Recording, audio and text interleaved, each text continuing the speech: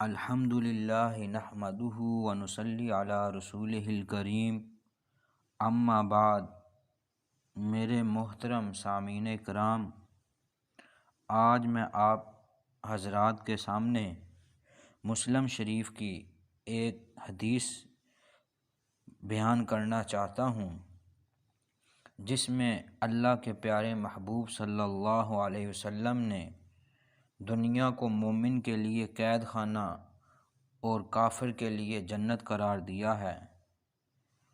حدیث کے الفاظ ہیں: عن ابی ہریرہ قال قال رسول اللہ صلی اللہ علیہ وسلم الدنیا سجن المؤمن و جنت الکافر۔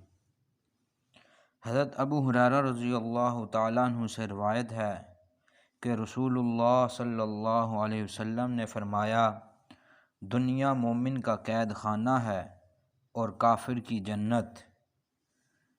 میرے سامعین کرام، قید خانے کی زندگی کی دو بڑی خصوصیات ہیں۔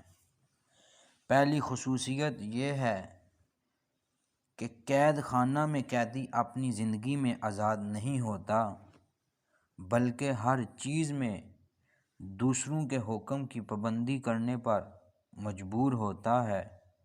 جب کھانے کو دیا گیا اور جو کچھ دیا گیا کھا لیا، جو پینے کو دیا گیا پی لیا، جہاں بیٹھنے کا حکم دیا گیا بیٹھ گیا، جہاں کھڑے ہونے کو کہا گیا بیچارہ کھڑا ہو گیا۔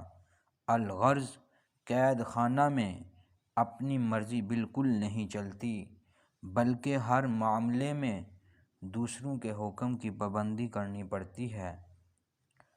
اسی طرح قید خانے کی دوسری خصوصیت یہ ہے کہ قیدی اس سے جی نہیں لگاتا اور اس کو اپنا گھر نہیں سمجھتا، بلکہ ہر وقت اس سے نکلنے کا خواہش مند اور امیدوار رہتا ہے۔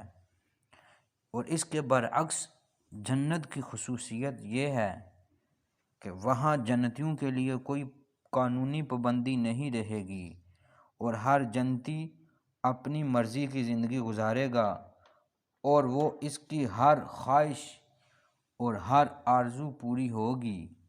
نیز لاکھوں برس گزرنے پر بھی کسی جنتی کا دل جنت سے اور جنت کی نعمتوں سے نہیں اکتائے گا، اور نہ کسی کے دل میں جنت سے نکلنے کی خواہش پیدا ہوگی۔